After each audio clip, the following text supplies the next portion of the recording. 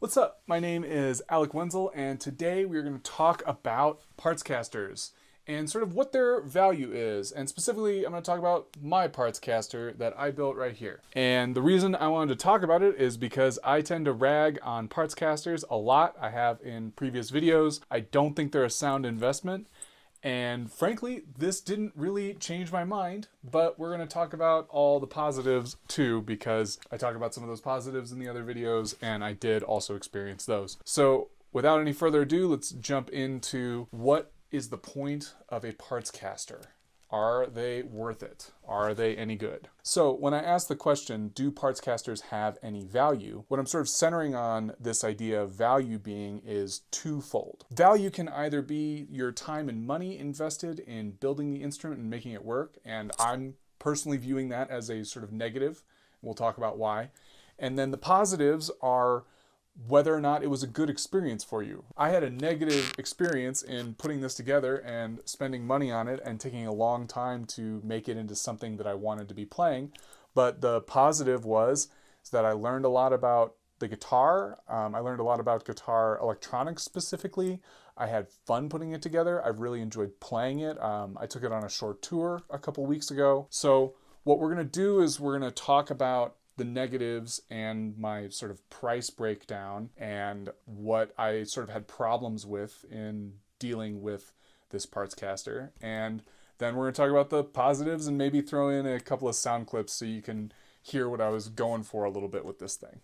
So let's get into these negatives. And I'm going to kind of do the price breakdown at the end of this section. Everything is time-stamped, so if you just want to skip to the end and find out what I spent to put this thing together, you can, but I'm putting that section kind of at the end because you might shy away from spending what I spent on this after hearing why it's sort of a negative to put these things together. And I spent pretty close to what you'd spend on a nicer new guitar to build this thing, which I am not necessarily proud of. So I'm putting my shame on the internet for all to see. But the first sort of negative that I want to get into is the myth of custom shopping. This idea that you can create a custom shop guitar from just parts that you find. And we all see it everywhere, right? Somebody says, oh, you don't need to spend a bunch of money on a guitar. You just go get a Squier body and you put on brand new neck, maybe new tuners, new electronics that you like. And it just doesn't work out the way that you think it's going to. Something like a custom shop instrument or even just a standard off-the-line instrument, all those parts were built together from the ground up to make the instrument work really well. And when you're putting just random pieces together, no matter how high quality they are, they may just not fit, they may not work. There's also the issue of you don't get to play the guitar until you've finished putting those parts together. And you find out different issues as you get into putting it together. Something that I learned is a Telecaster bridge pickup that I put in the back here doesn't fit in a sort of standard routed humbucker single coil situation, right?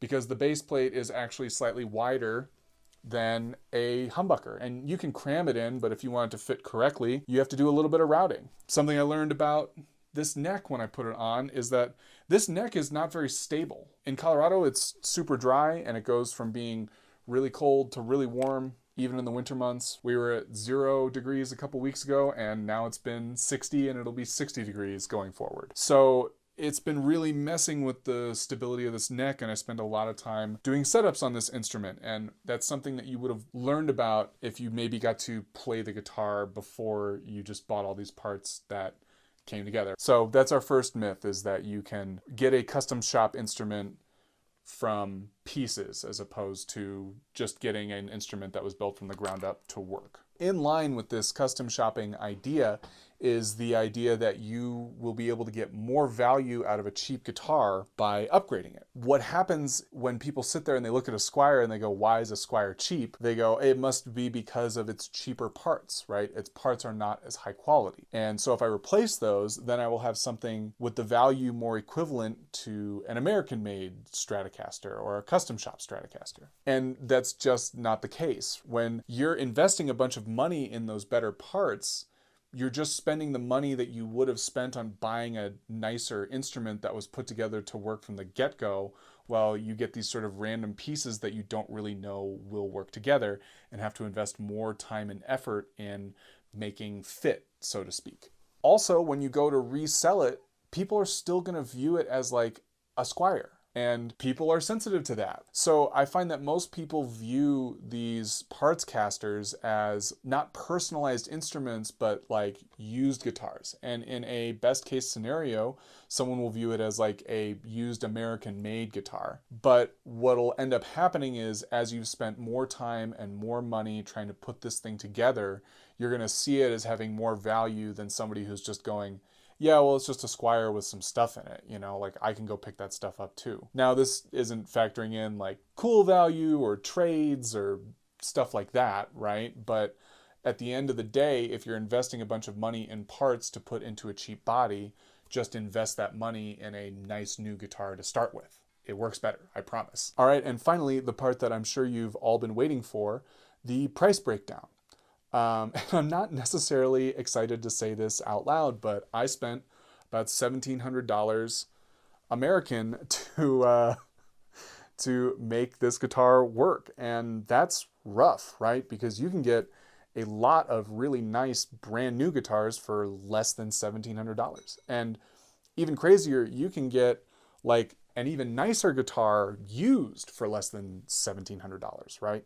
Like I know for a fact that right now you can go onto reverb.com and get an American-made core model PRS Silver Sky for less than $1,700 used. So when you put it in those terms, you go, oh, I can have something that kicks ass right out of the box for less money than I'm going to invest in making these parts fit together. Why wouldn't you go with option A? And the reason is fun factor, cool factor. So let's talk about what I wasted all my money on. The first thing I wasted all my money on was this sort of beautiful, flamey roasted maple neck with a rosewood fretboard from Warmouth, and also Schaller locking tuners from Warmouth that I very painstakingly installed myself, which sucked because I don't have a workbench. I was just doing it on the carpet in my office. That was a great idea. But they all came out straight. They all hold tune. It's fine.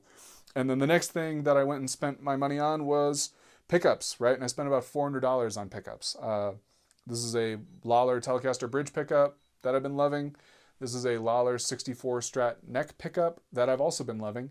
And then this is a TV Jones Filtertron that I put in the middle for cool factor. And after I'd acquired all these parts, I discovered that I would need a lot of help from a luthier routing everything to make it fit correctly, right? Because as I discussed earlier, the base plate doesn't actually fit in the humbucker routing space for an HSS Strat. And I thought I was just going to mount this Filtertron right to the body like an idiot. And that didn't work. So I spent about $500 on luthier work, and it normally wouldn't be that expensive, but he had to do a lot of routing, and he also had to replace a lot of the electronics because these pickups need different pot values. So that's what I spent all my money on, and it's crazy to me that I did that, but like I said, we're about to get to the positives where I'd say why. So why, if I have all of these negative opinions of Partscasters and have watched my friends go through this exact same thing, would I subject myself to it?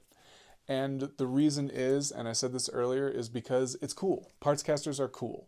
If you're just gonna get parts together to make a basic guitar, don't do that. There's a million great guitars in your area, used guitars at Guitar Center, guitars on Craigslist. You can find awesome guitars on Reverb that are going to be amazing. Don't go through all of the effort of putting together a Partscaster unless you're really going to personalize it and make it cool and make it yours, right? And that's why I bought the nicest parts that I could for this. I didn't just need to put together a guitar. I wanted to put together a guitar that I would love and wanted to pursue finishing regardless of what else was going on, and that's what this represented to me. And I put it together because it's also a cool memory for me. My dad gave me this guitar body, and it was a whole guitar before I put all this stuff into it, but it was the one that he bought at the same time that I bought my first real Strat, and that became my main guitar for like 12 years, and I went through college on it and did a bunch of my early gigging with it. But he's a one guitar guy, and he loves his Telecaster, so he gave this to me. And So I wanted to sort of make a tribute out of it in that way as well. So that's sort of the lesson here. The reason you pursue a Partscaster is not because you're gonna custom shop something. It's not because you're gonna get more value out of something you bought that was cheap. It's so you can make a really cool thing for yourself that teaches you something and lets you show off a little bit and, you know, curate some of your favorite sounds or your favorite like neck feel or whatever. Don't just get parts to make a basic Partscaster. Like go the whole 9 yards and make the coolest thing you can come up with, and accept that that might be, you know, expensive and frustrating. That's sort of what you sign up for when you're doing this. Don't do it to just make something. Do it to make your favorite thing. That's why Partscasters are positive.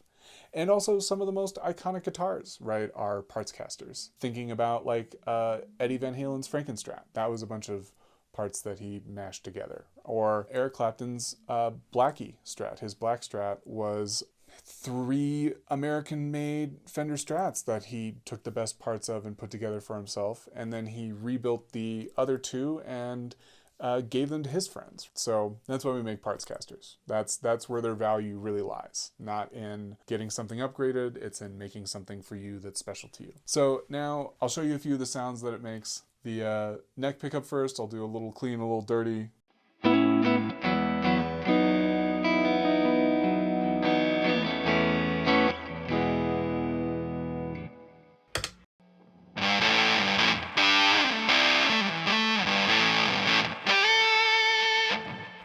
I'll do this Filtertron in the middle, clean, dirty.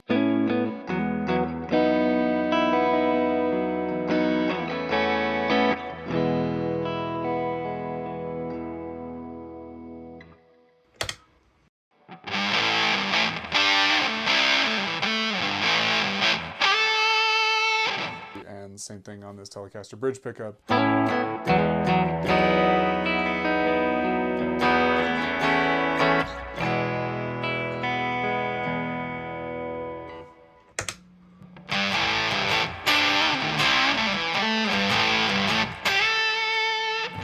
If you enjoyed this, please like and subscribe, and hopefully you can come back and comment and we can talk about Partscasters or whatever, talk about more gear. So I'll see you later. My name was Alec Wenzel, and thank you so much for listening.